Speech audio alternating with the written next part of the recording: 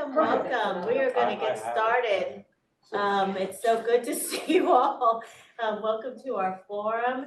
And we're just thankful that Dr. Betzworth has brought this together, and she will take it from here.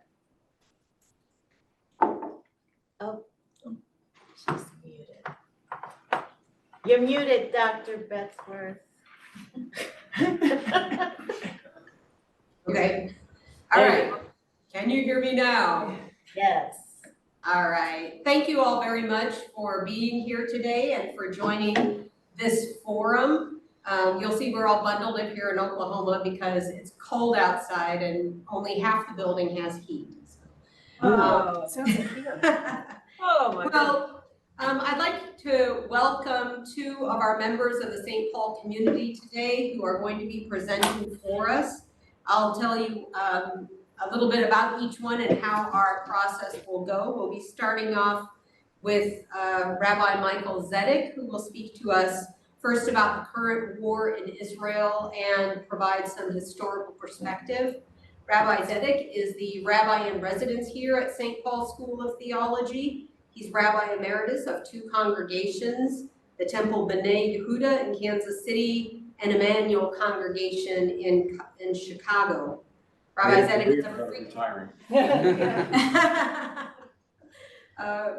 Rabbi Zedek is a frequent speaker in venues around the world on spirituality and folklore, and has recently published his first, and he says maybe only, book, Taking Miracles Seriously, A Journey to Everyday Spirituality. So thank you, Rabbi Zedek, for being here with us today. Thank you.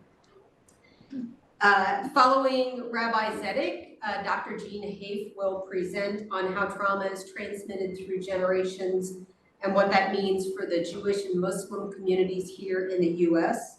Dr. Hoeft is the Associate Professor of Pastoral Theology and Pastoral Care at St. Paul, and the Franklin and Lewis Cole Associate Professor in Town and Country Ministries.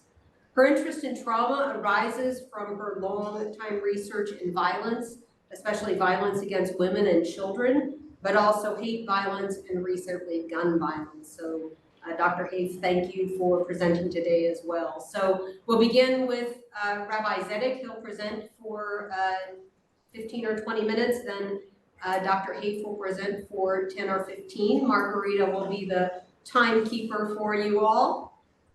And then following their presentations, we'll have a time for question and answer. So I will turn it over to Rabbi Zedek.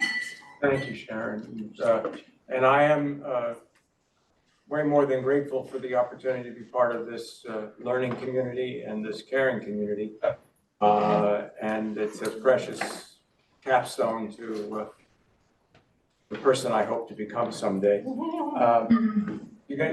Everybody's getting in? I mean, Yes, yeah, okay. yes, thank you. Right.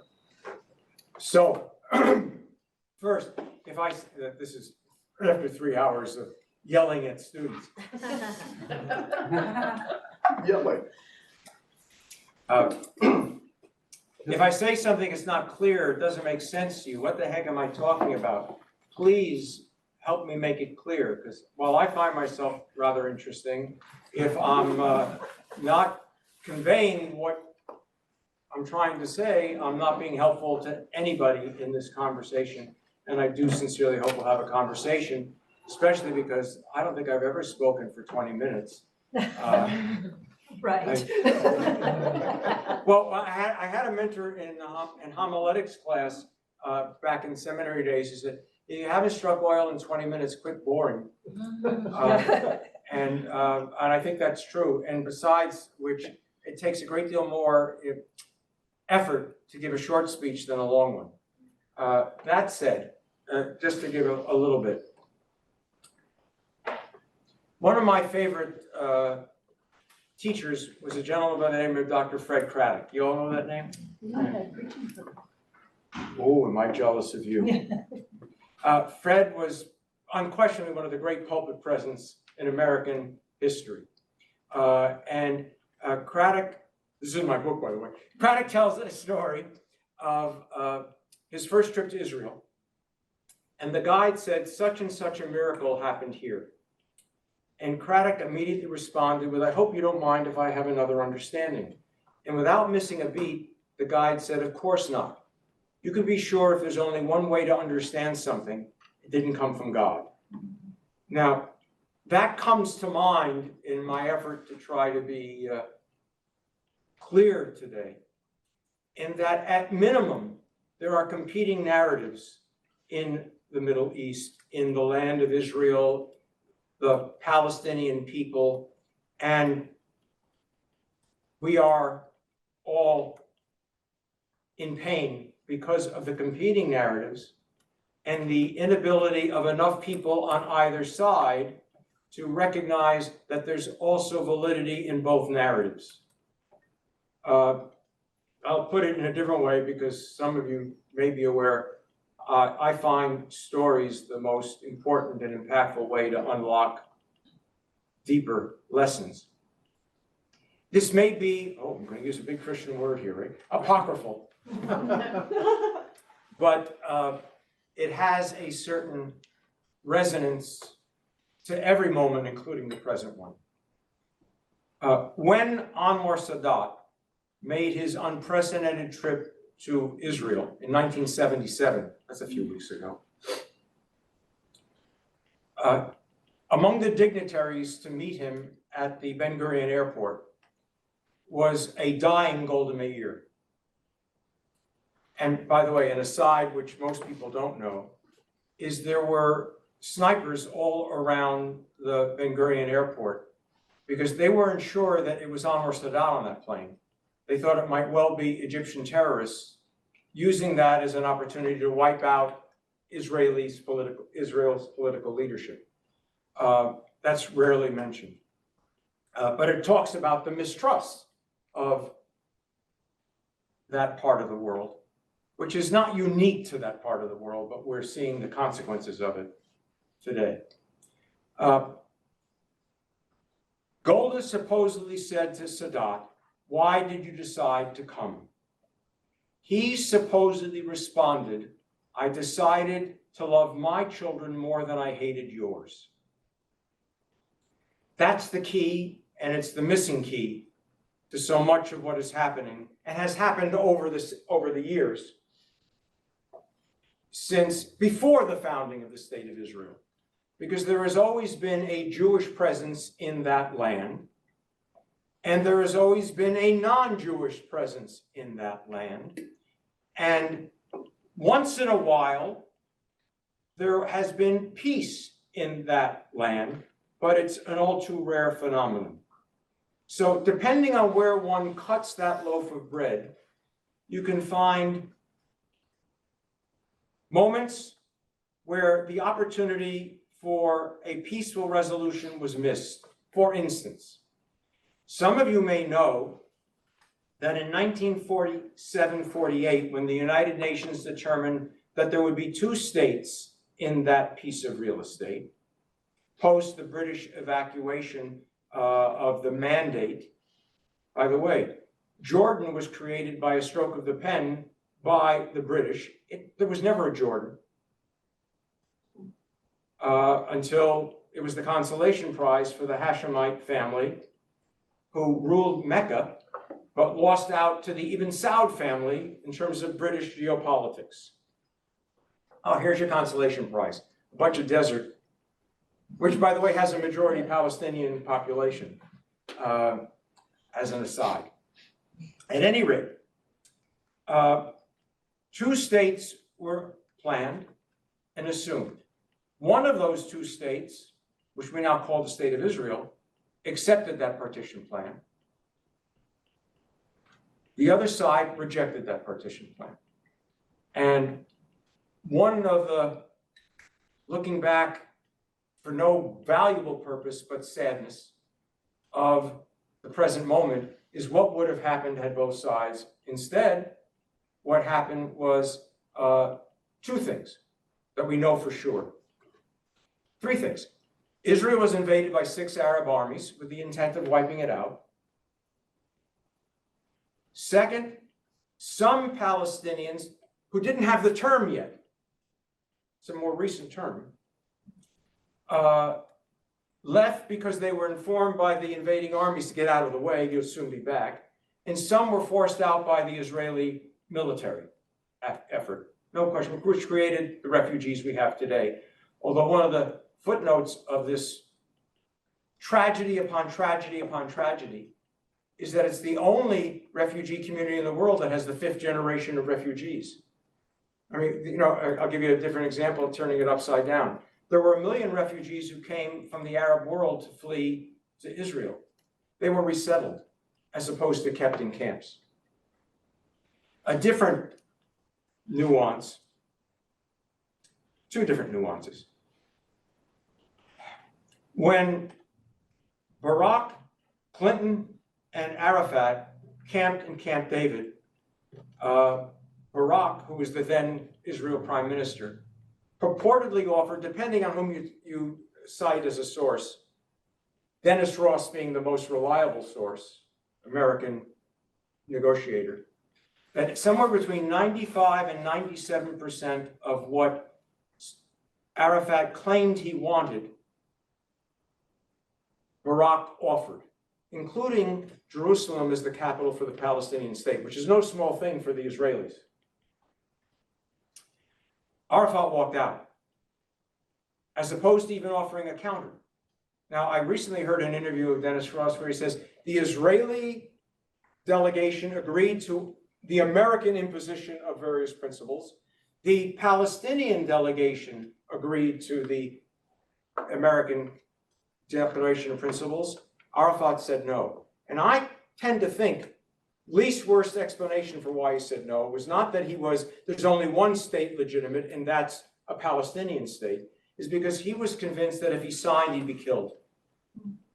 Because the enemies of peace are not just Israel versus Palestine and Palestine versus Israel. It's Palestinians against Palestinians and Israelis against Israelis. And that's among the things that compounds this tragedy upon tragedy upon tragedy. And one as well add another tragedy. 1970, my first trip to Israel, I had a Palestinian friend take me, at his invitation, I didn't even think of it, to the Jericho refugee camp, which I'm sure you'll be shocked is in Jericho. And I had a 4-hour lunch with my friend and the United Nations administrator of that refugee camp, who identified himself as a Palestinian. 4-hour lunch. Anybody know what mesa is? Mesa is an Arab word for your appetizer. Usually there's 5 or 6. This is 52 appetizers. And you got to pretend to eat them. I mean, now I am svelte, is that fair? At any rate, and the administrator gave me a totally different perspective on narratives. He said, from his perspective, the conflict in the Middle East has been the Arab states and Israel against the Palestinians. What did he mean?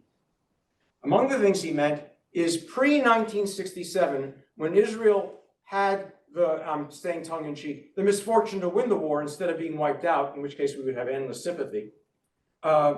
We, the Israelis, drove the Jordanians out of the West Bank and the Egyptians out of Gaza. If the issue in dispute were simply to have a Palestinian state, you would have had that long ago, because Jordan and Egypt occupied the lands that were set aside for the Palestinian state. But at that time, there were no Arab voices that were prepared to say, we are prepared to accept the 2-state solution. I'm going to give you one other example, and then I want to pause with some reflections about pain. Where's my one other example? All right, well, hopefully it'll come back sometime soon. But what do we say in the midst of pain when we're experiencing it? All too often we assume that we're the only ones experiencing it. And I would think that whatever it means to suggest empathy, is that in some fashion, your broken arm hurts almost as much as my hangnail. Now, I say that with irony on purpose, because if we could only understand that there's pain, more than enough pain on both sides, to have that resolved into how do we live side by side, and instead of how do I hate you more than, we might have some progress, which is a long way from happening. Last suggestion and then a footnote. The last suggestion is a story that's told in Hasidic tradition of a rabbi who says, I learned the true meaning of love by observing two peasants at a tavern. Now, why a rabbi would be in a tavern is beyond me, but thank you. Ivan said to Misha, Misha, do you love me? You know I love you. You're my best friend. Well, if you love me, tell me what hurts me. And if we really were to suggest that we love one another, we would know what hurts each other. So that, for instance, the calumny that from the river to the sea, Palestine must be free, has a very clever rhythm, but it means there's no room for Jews whatsoever. And the settler community has an equally horrifying notion that there's no room for Palestinians. And both sides are going to end up blind. My one fragile hope out of this horror is that the focus on anti-Semitism and Islamophobia will somehow give way to a recognition that all of us need to be on the same side with regard to, if you know the heart of the stranger, for you were strangers in the land of Egypt. I may not know your name, but you're not a stranger. And finally, as a footnote, to pretend that I know something about politics, and I am pretending, my fearful hope is that when this has gotten quieter, that it will be the end of the Netanyahu leadership of Israel, because he is an obstacle, in my view, unquestionably. And I said the last thing, but I'm going to add one small thing. I am a supporter of a very important organization that no one would ever want to qualify for membership. It's called the Parents Circle, and it consists of Israelis and Palestinians who have lost family in this conflict. It must not be an endless conflict. And the only way that is possible is if we decide to love all children more than we hate some. And I'll stop there. Thank you,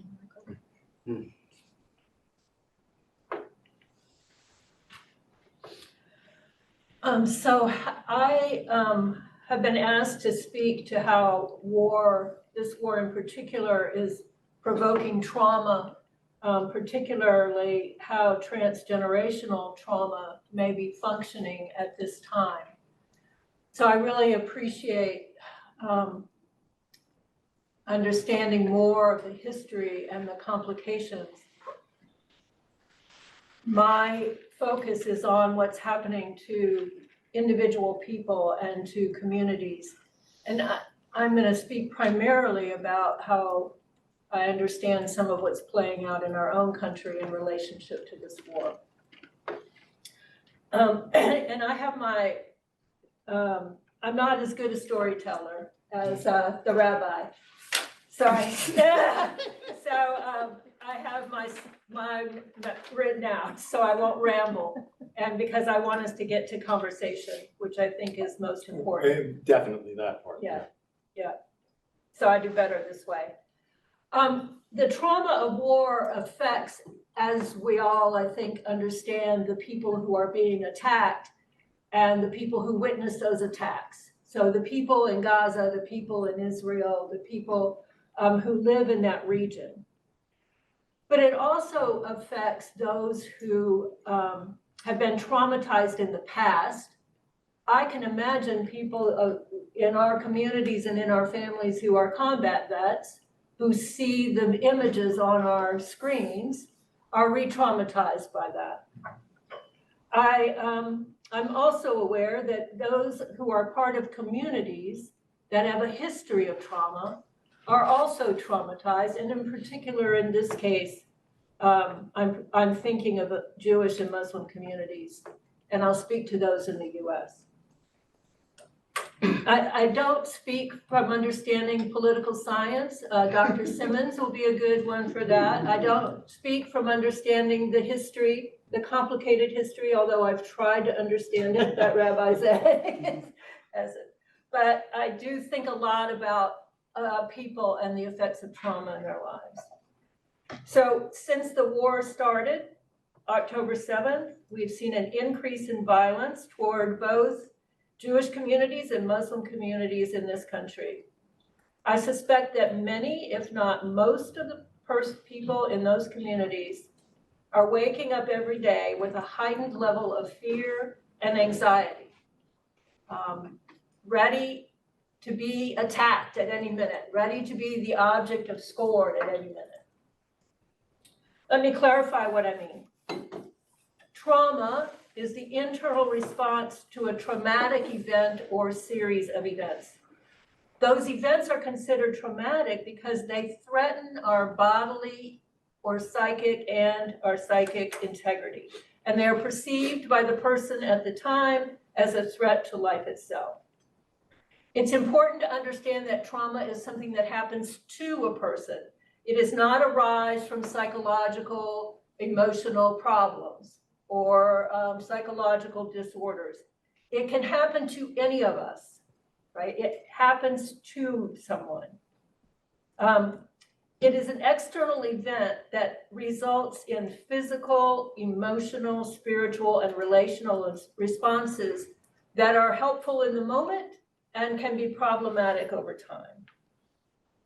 These events are marked by intense fear that sparks physiological responses, what you might know as fight, flight, or freeze, right?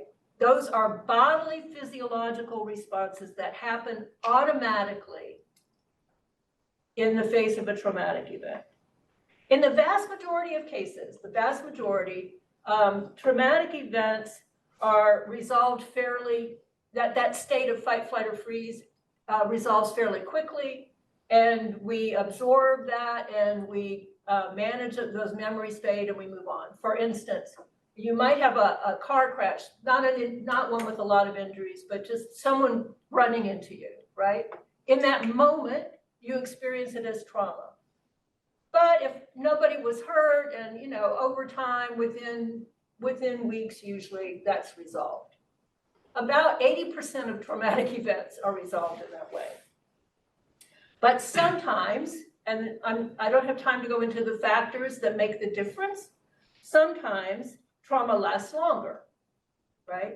When it lasts for persons over a month or longer, that's what we call post-traumatic stress disorder. The effects of trauma, both in the short term and the long term, and that long term can be through generations, which I'll speak to in a minute.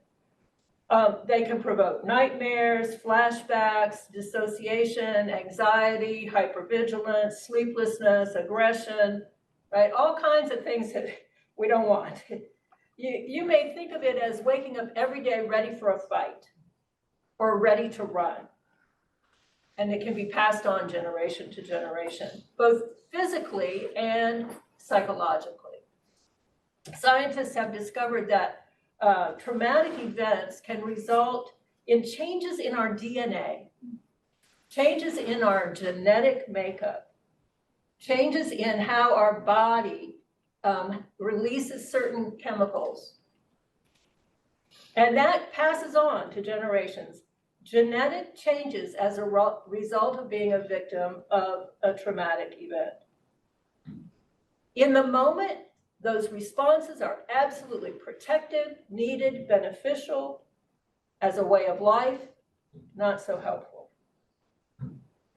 Think about that adrenaline, right? You always see those little things on, I don't see them because somebody has to show them to me because I don't do Facebook, but you see those things on Facebook, you know, where somebody sees somebody and they lift a car, right?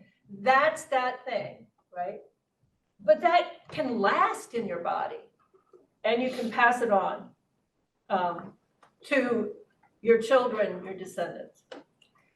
That trauma is stored in our bodies and is ready to be activated at any moment. So it's important for us to learn where our vulnerabilities are, what provokes or sparks our traumas, and where we are susceptible to being re-traumatized. The other thing that we've learned is that these generations, and I think about communities, the communities that have been studied the most in our country are Holocaust descendants of, direct descendants of Holocaust survivors. The Holocaust was not that long ago in terms of generations.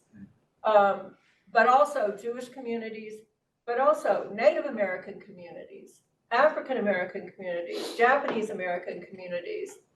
They can measure the brain and the levels of chemicals and the responses, right, that change how we function emotionally and psychologically.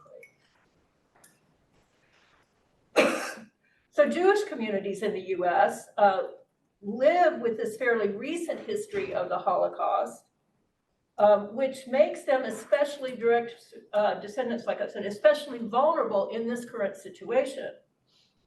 A war with terrorists who have explicitly stated, Hamas has explicitly stated, we want to eradicate Jews. For Jews, that's the Holocaust all over again. Anti-Semitism, and the same is true for Islamophobia, is a daily encounter with trauma for Jewish and Muslim communities in this country. And the current war only heightens that level of fear, hypervigilance, aggression, and anxiety. The rise of anti-Semitism in the US since October 7th is stunning. Stunning.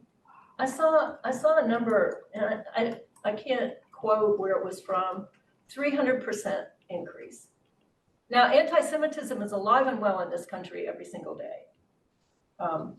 But when we have something like a war, all of that gets heightened. So what is our role as Christians, as religious leaders? My thought is that it's our role to counter the culture of fear, to counter responding to fear with anger and aggression. One of the things, remember, with trauma is fight or flee. We can counter it with a culture of respect, compassion, and peace. We can denounce the spread of fear and the manipulation of fear as a tactic of terrorists, right? That is the strategy. That's why they're called terrorists, right? Fear is the strategy. We can denounce anti-Semitism and Islamophobia and be upstanders. You know what that means? We can say something, we can intervene, we can say something when we witness it. This is not the same thing.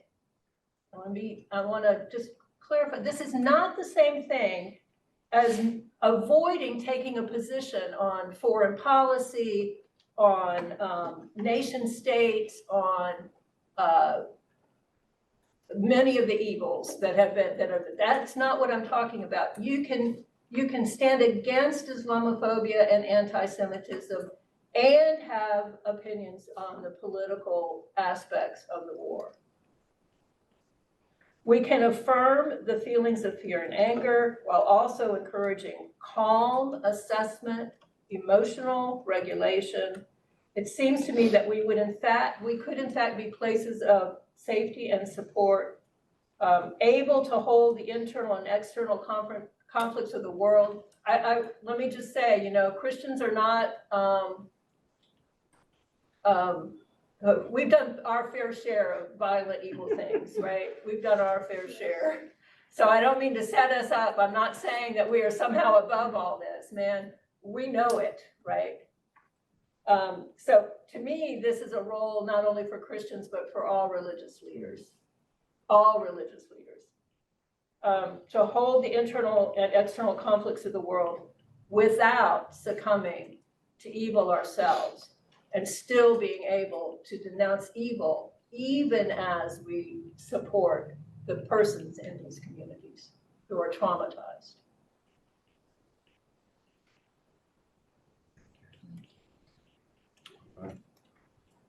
I suspect that means, Time for questions. yeah.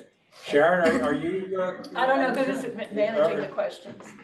I will, I'll just introduce the time and then I'll let you all moderate the questions since there may be more folks there. Although, let's see, Margarita, do you I'm looking wanna? at the chat. I'm looking at the chat. Okay, got it, all right. So, yeah, so we'll open the floor right now for questions. Are there any, we'll start in the Kansas City, in the Leawood classroom. Are there any questions there in the Leawood classroom that you all would like to address to our? Can I ask a question of Rabbi Zedek first, and then? Yes, please. So are you experiencing from the kind of thing I'm talking about in the Jewish community? The Jewish community is experiencing it. Not you, I wasn't asking. Yeah. Anecdotally. When, in days before these episodes that are so traumatic for so many, when I would get a phone call from an inquiring reporter about the state of anti-Semitism, which is a virus that's always present, the question is what causes it to multiply and go into epidemic proportions. I would argue a couple of things. One of which is I'm not a good person to consult because generally I spend most of my time in the Jewish world. Right. And second, when I'm not in the Jewish world, most people are on their best behavior. That is to say, go out there and the people who are in the street and you'll find more information of what you're looking for. Second, is the answer is yes. I mean, I'm going to give you a very personal example. Some of you may know that we had a little thing that the Jewish Community Center sponsored here Thursday night on my book. And my wife didn't want me to come unless there were armed security. She was convinced that it might be dangerous. Even as, you know, there's all kinds of stuff that suggests that when, I'll give an example. I get a lot of my news from National Public Radio, and they were interviewing a gentleman from, he was identified as Southern California, a Muslim. I believe he was an imam, but I'm not certain of that. And he said, he was asked, what's the solution? He said, the only solution is the end of the 75-year-long occupation. Now, the reporter did not have enough historical perspective to say that you mean that Israel has no right to exist, which is what he was saying without saying it. You know, and as far as I'm concerned, the only country in the world whose legitimate right to exist is questioned, the only country is Israel, which is another form of anti-Semitism, as far as I'm concerned. Are there policies, self-evidently, as I mentioned in my last comment about Netanyahu, that I disagree with? Yes, I even disagree with some of the policies of the United States government, you know? But that doesn't mean it doesn't have a right to exist. Some people are, I hope I'm right, overreacting to, in the Jewish community, to what they consider, there's an anti-Semite under every rock. I'd like to think they're wrong, and I will insist on believing they're wrong even if I have evidence to the contrary, because I don't want to live in that kind of world.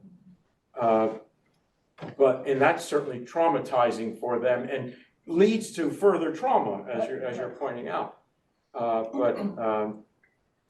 The simple answer is yes. By the way, please don't think to hold back a question because, gee, it might be awkward or embarrassing or something. That's the only thing that I would find embarrassing, and I'll know. Yeah, so I think this is actually really relevant for pastoral care this week with our Mahanic and Sanders reading that we did. Yeah. And context, it talked about the stress trauma continuum within the LGBTQ plus community, but the methods in which it creates an impact on people is how it shapes our worldview and shatters assumptions. And healthy relationships are the way to overcome this.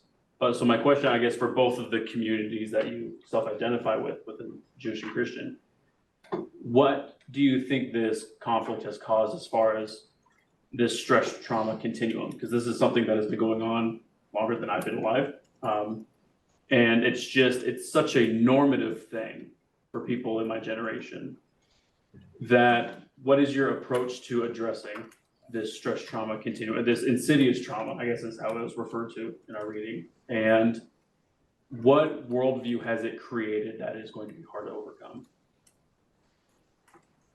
You go first. Well, that's an extraordinary question for which I don't think there is an answer. There are responses, but not an answer. Somebody once described the Jewish people as prisoners of hope, and I refuse to give up that definition. Okay? We're a long way from that fragile hope blooming into something deeper. Because beheading of babies is hard to recognize as these are people with whom you can do peace.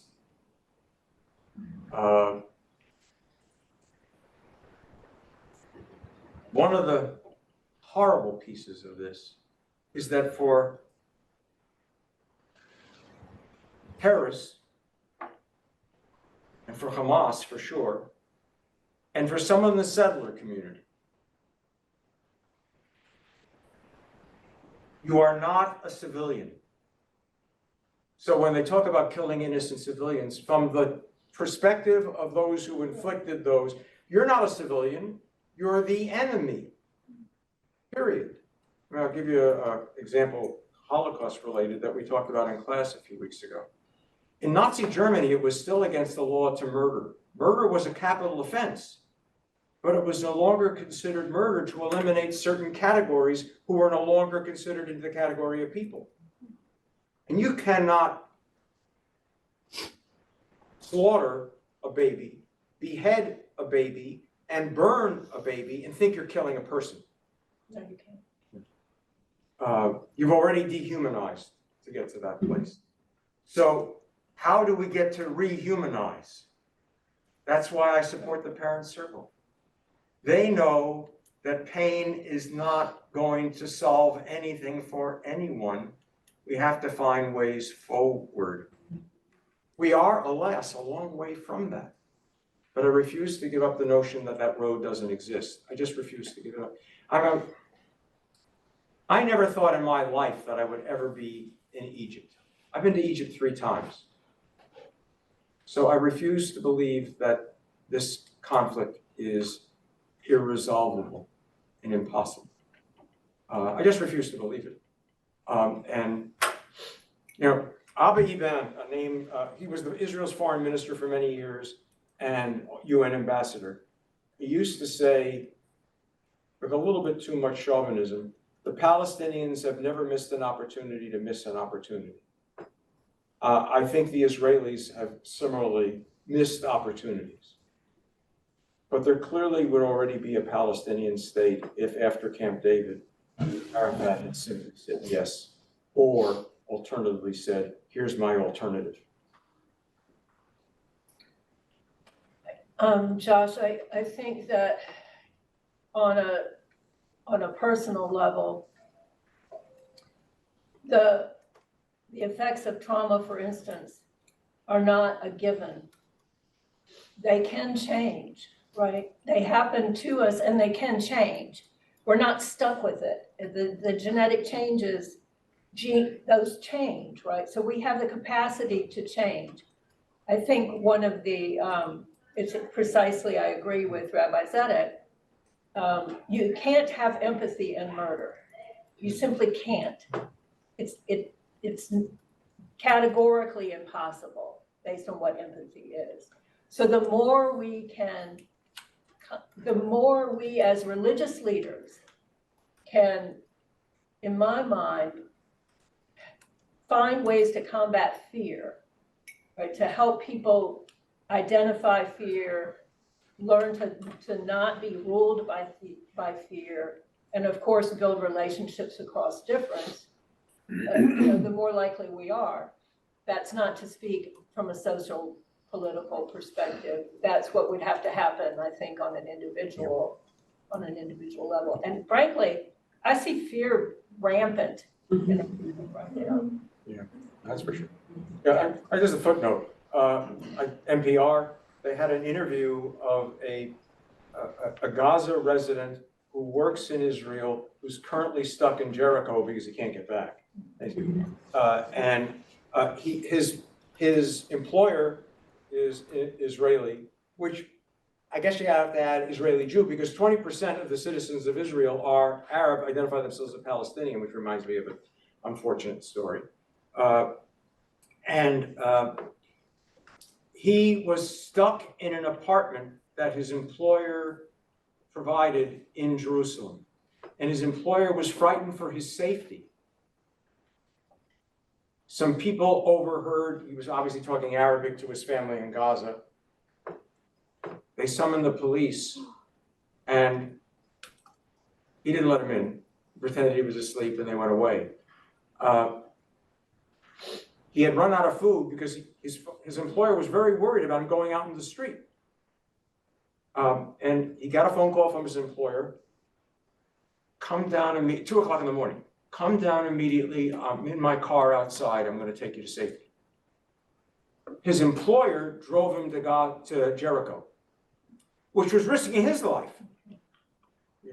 In order for this person, a Palestinian, not a citizen of Israel, to be safe. That's a small hope. Remind me of a story and I forgot it. More questions. You have questions? Any questions? Can Elena? Oh, okay. That's okay. Rachel? Elena? I'm just, for those of us who want to better understand the historical and cultural context, what are some resources that we could look at? And I just want to add to that, half the things that Rabbi Zedek have ever recommended for me to read have been way over my head, so can you give me the remedial version? It's a simple What you history. would recommend? The like Cliff Note history. That's a real hard one. I don't know. Not the least of the reasons being that all too often somebody's only talking about their narrative. So, for instance, what was the name of the Columbia professor popularized? Oh, come on, somebody's got to remember the name. Said. Something Said. Edward Saidi. Edward Said. Yeah. He's written a lot on this, but there's no legitimacy that he can hear another voice other than his own. Similarly, there's a book that was popular sometime, I don't recommend it at all, called From Time Immemorial by Joanne Peters. And the only thing she can understand is the Jewish claim to this real estate. And among the ironies is that it was the Jewish communities coming back. There were always Jews there, but they were a small community of religious persons coming back to reclaim this land that had been forgotten. And I don't mean forgotten by the Jews, I mean forgotten, period. It was a backwater of the Ottoman Empire. Denuded of all trees because they needed those trees to power the locomotives. And that's what brought people back as they drained the swamps. And people we now call Palestinians and people we now call Israelis came to settle there. Which launched both a national movement we call Zionism and a national movement we call Palestinian desire for a homeland. They're twins. But boy, are those twins fighting like, let's see, Jacob and Esau? So a book. Okay, I don't even know the title because I don't remember titles anymore, but you might want to look up stuff by Howard Sachar, S-A-C-H-A-R, great historian, and see if he has something on the history of Israel.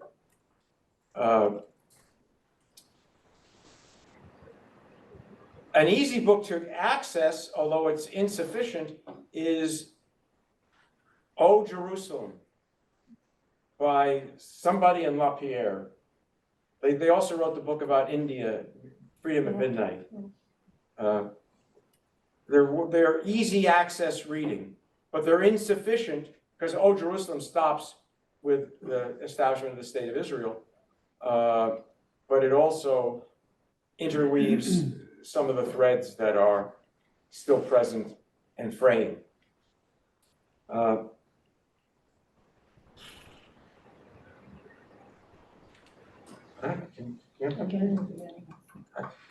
That's an interesting challenge in and of itself, that there isn't something that can be definitively cited as this is a fair 30,000-foot look at the whole panoply of pain. You have a no background in the history. John Green, who has a YouTube channel, does 10-minute history. And it's a very, very 30,000 feet overview since the early 1900s, especially of Great Britain's involvement throughout the wars and then the turning over of the region into the UN and the war since then.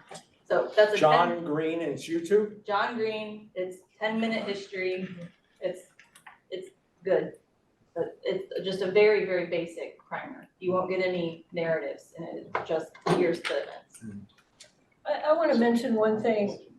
I think you mentioned it a little bit, Rabbi, but you know, you can't ever lump whole communities together, even though we've done that, right? Even though the way that we're talking today. But Jewish families are being, the conflict within the family over their positions related to this can be extremely stressful. The same in Palestinian families, right? So you can't just assume that, you know, just like Christians, we're not all the same and we fight like mad with each other. Well, these families are being especially stressed now if you have some who are Zionists and some who are not, for instance. Yeah, in fact, just a reminder, a footnote and a reminder. You all know what a yarmulke is. Yeah? My favorite yarmulke is one that was made for me by a Muslim woman who was saved from Sarajevo during the turmoil there by something called the American Jewish Joint Distribution Committee. And among the reasons why they specifically sought her out was because her family is among the righteous of the nations. They saved Jews during World War II at the risk of their own lives, which does lead me to a book that's worth reading. No. In the Garden of the Righteous by Richard Horowitz. If you don't know the book, I would urge you to make yourself acquainted with it, where he focuses on, by the way, I think he chose that title as a sort of a shadow of In the Garden of the Beast by Eric Larson, which is about the rise of the Nazi. And In the Garden of the Righteous is a term, those who risked their lives to save Jews during World War II. And it's the less well-known ones, not Wallenberg and not Schindler, but people who, when they were confronted with what else could I do, found that what else could I do meant I had to stand on the side of life. Second, in terms of arguing, Jewish tradition loves to argue, as you may know. In fact, that's one of the cute notions. You ask a rabbi a question, you're going to get another question. Although the deeper thing is when you ask a rabbi a question, you're going to get a response, which if only we could get to the notion that I don't have the answer, I have a response. And finally, in terms of this point, as it impacts what we're talking about and larger matters, and other matters, rather than larger matters, is the Hebrew word for an argument is a machloket. And as Richard and I know, machloket comes from the Hebrew word chelik. And chelik means a piece or a portion, as opposed to I got the whole thing and you're wrong. Another fragile place for some possibility of a restoration of an approximation of sanity and hope. Question.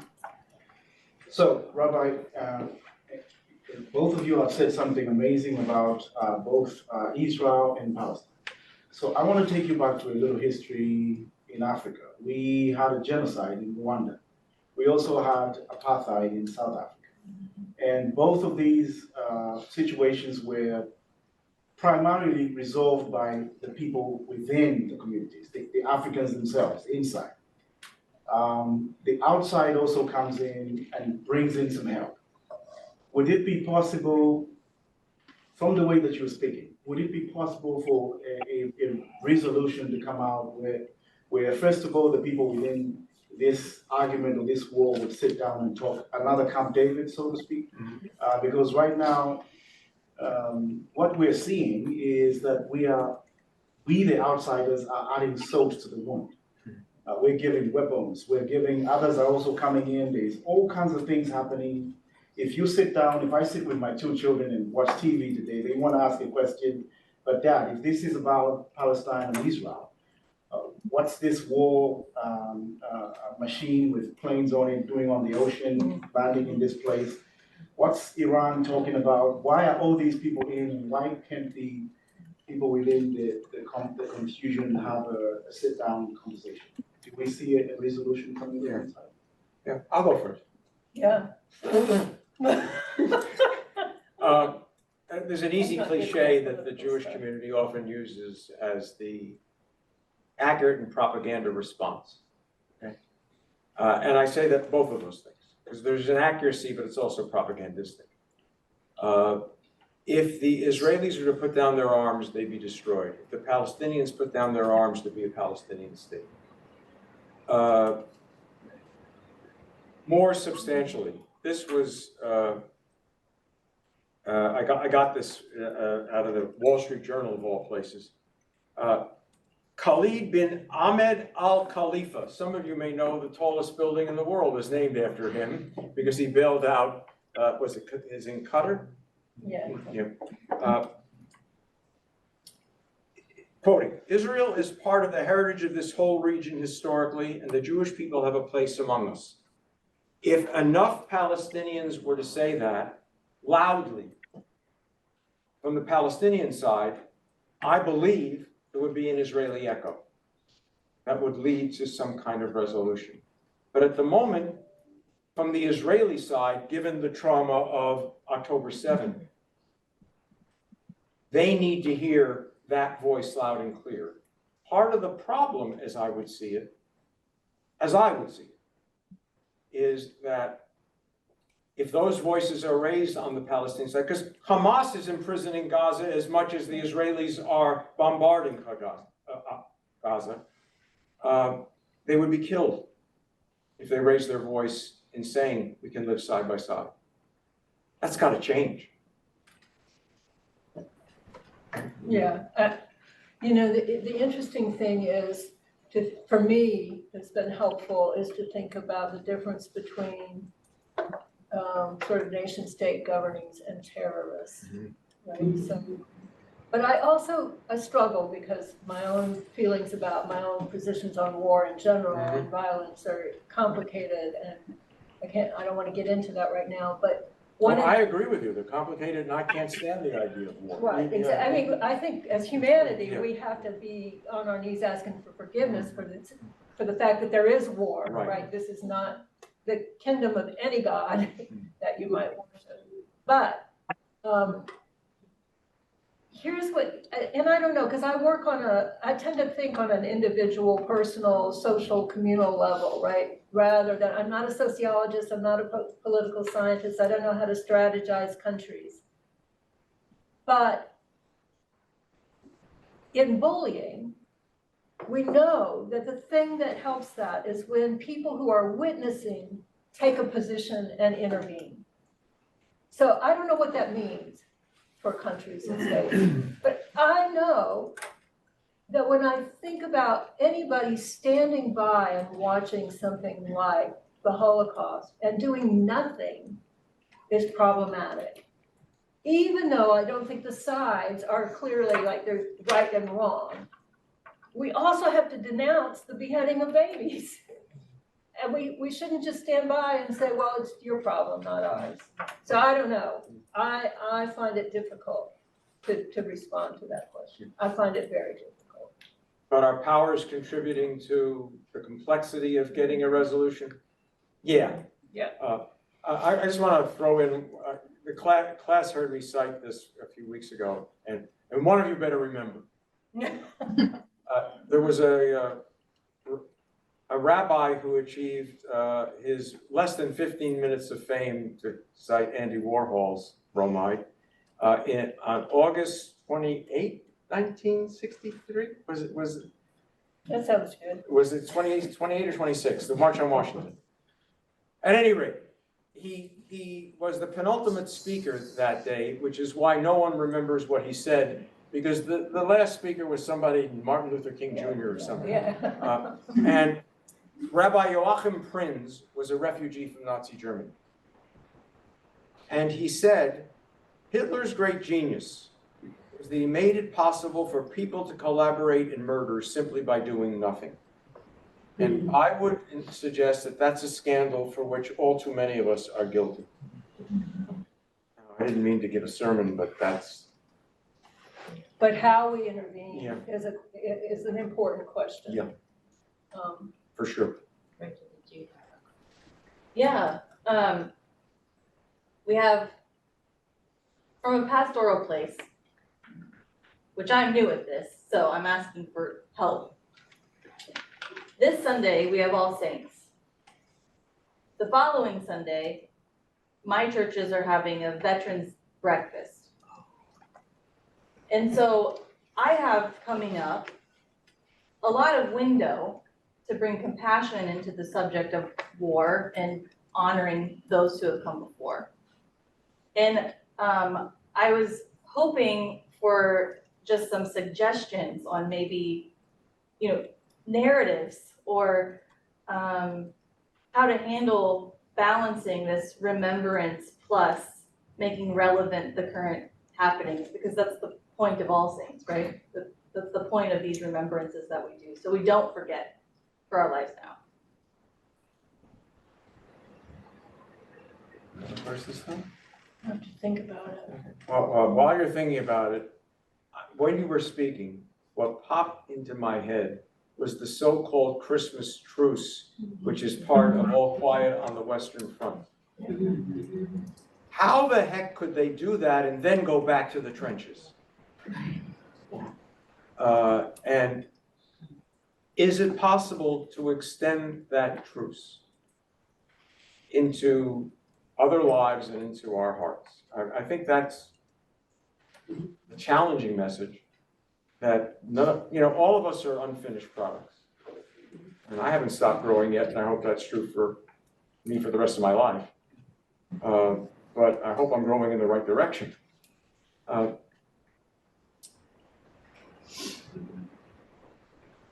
For someone to risk their life for another is, in Christian tradition, as close to as the noblest thing imaginable, right? And I think you could find some words within that to share with people who have put their lives at risk, and remember those who didn't come back because they had, in fact, made the ultimate sacrifice. We have to be able to affirm those who have died and fought and participated in war on the behalf of their countries. We have to be able to support them and at the same time ask for forgiveness for creating such a world in which we ask people to go to war. Well said. Thank you. Yeah. Wow. All right, I think we are at our time. Let's thank our presenters once again. Thank you all for your questions and your participation.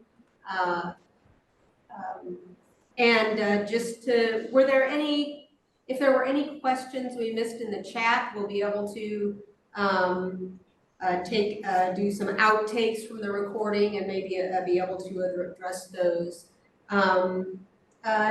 Reverend Margarita, could you close us with a word of prayer? Yes, I will be happy to. This is a prayer that was written by Episcopal Bishop Stephen Charleston, a citizen of the Church of God Nation. Let us pray. Dear God, we pray for your peace in troubled lands, in places where people fear each day, in cities and villages under threat and danger. We pray for your peace into the hearts of those who hate, into the minds of those who live in anger, of those who long for revenge.